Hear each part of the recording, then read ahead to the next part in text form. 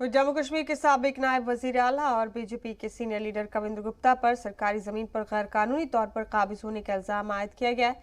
RTI activist advocate Sheikh Shakeel के इफ्तिसार पर भलवार के तहसीलदार ने बताया कि कविंद्र गुप्ता के अलावा सुभाष शर्मा और शिवरतन गुप्ता मुश्तरका तौर पर खसरा नंबर 1789 की 23 कनाल 9 मरला आरजी पर 2010 से 2016 के दरमियान काबिज थे। कविंद्र गुप्ता ने इस मामले को लेकर लाइलमी का इजहार किया। उन्होंने कहा कि महसूलात के रिकॉर्ड में मुबैना अराजी पर उनका नाम कैसे दर्ज किया गया उन्हें नहीं पता। वाज़ेह हो कि डीडीसी इंतखाब के दौरान 2001 रोशनी एक्ट के तहत सरकारी जमीनों पर सियासी लीडरान, नौकरशाही और 62 लोगों के कब्जे का मामला जोर शोर से उठाया गया था।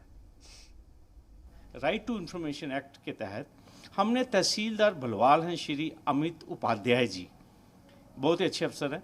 हमने उनको एक आरटीआई के द्वारा ये सूचना मांगी कि ये जो खसरा नंबर 1789 है जो कि गांव कैंक और तहसील भलवाल डिस्ट्रिक्ट जम्मू में, इसमें जो ऑक्यूपेंट्स हैं इसमें कब्ज़ा किसका है और ये इस ज़मीन का स्टेटस क्या है।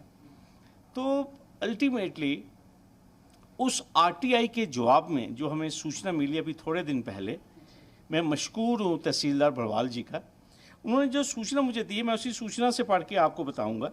ये मेरे पास खसरा गिरदावरी हैं, साल 2010 से हमने मांगा था रिकॉर्ड कि इस खसरा नंबर की जो गिरदावरी है 2010 से हमें बताया जाए कि कौन ऑक्यूपेंट्स हैं इसके। तो अल्टीमेटली हमें ये पता चला कि एक तो ये सरकारी रकबा है, स्टेट लैंड है, खसरा नंबर है 1789, टोटल एरिया जो है वो है 23 कैनाल्स